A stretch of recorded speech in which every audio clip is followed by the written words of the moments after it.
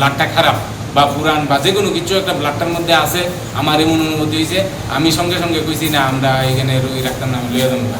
তো মানে তারা কইতেছে আপনার এই রুগীর তো ব্লাড কম আছে, এই 7 পয়েন্ট কত আছে, আমরা তো অপারেশন করতাম না, এরকম ব্লাড কম থাকলে ব্লাড বেশি করা লাগবে। তো অনেক কইছি ঠিক আছে আমরা যাবো, আমরা পরে অপারেশন করুন, কিন্তু এই এমন ছটফট করতেছে। আমি এইভাবে দেখে ব্লাড দেওয়ার পরে এরকম হয়েছে, ব্লাড দেওয়ার পরে এরকম হয়েছে।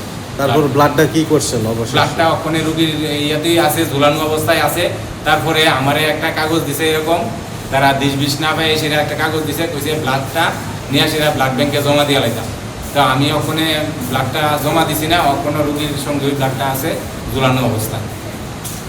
এখন কি ব্লাডটা চলছে নাকি বন্ধ? না, ব্লাডটা এখন বন্ধ আছে। মানে আপনার কাছে কি মনে হয়েছে? আমার কাছে মনে হয়েছে ব্লাডটা ভালো না, বা ব্লাডটার মধ্যে কোনো কিছু একটা আছে, আমার কাছে এমন মনে হয়েছে।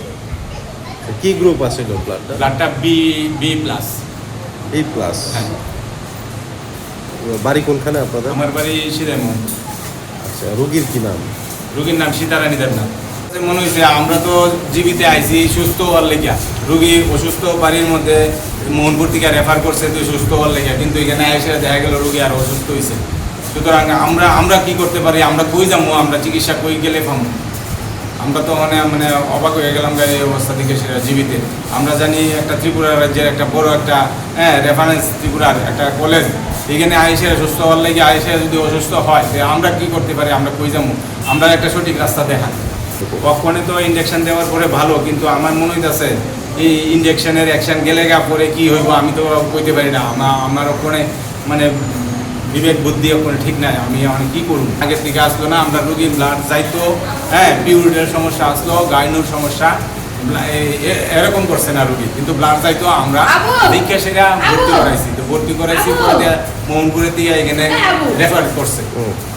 কিন্তু এরকম ঘাম বা এরকম ছটফট করছিল না, ব্লাড দেওয়ার পরে এরকম ছটফট করছে।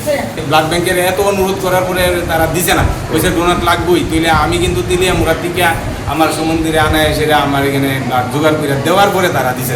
মানে ব্লাড আমি ভালো ব্লাড দিলাম, দিলে আমি ভালো ব্লাড পাইলাম না, বিনিময়ে আমার রোগী আর অসুস্থ হইল। আদৌ এই যে 20% ব্লাড গেছে, তাতে ভবিষ্যতে কি হইব আমি তো বুঝতে পারি না।